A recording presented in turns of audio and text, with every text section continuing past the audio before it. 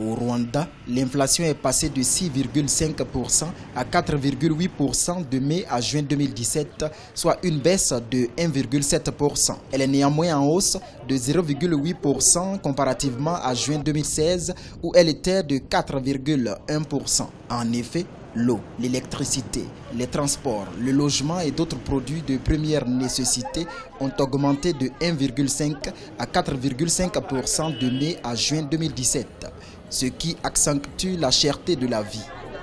Ce qui est classique, c'est la variation du prix de la tomate.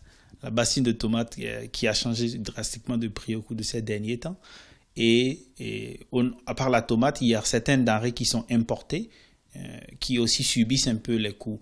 Disons, l'année passée, je pouvais acheter, je ne sais pas moi, autant de kilos de sucre, autant de kilos de pommes de terre. Et maintenant, parce que le prix a augmenté, je ne peux plus acheter la même quantité de produits. En 2016, les autorités ont prévu une inflation de 5%, mais elle tournait autour de 6%.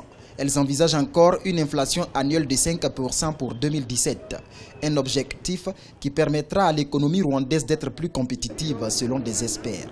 Je fais référence par exemple aux données historiques, les 3 dernières années, les 4 dernières années.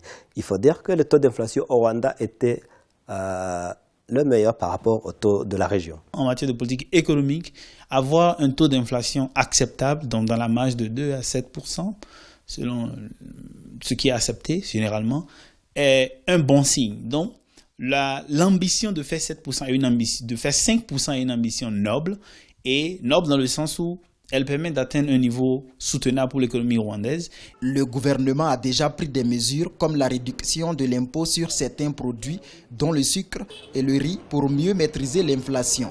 Une mesure qui est rentrée en vigueur dès le 1er juillet 2017, marquant le début de l'exécution de l'année fiscale 2017-2018.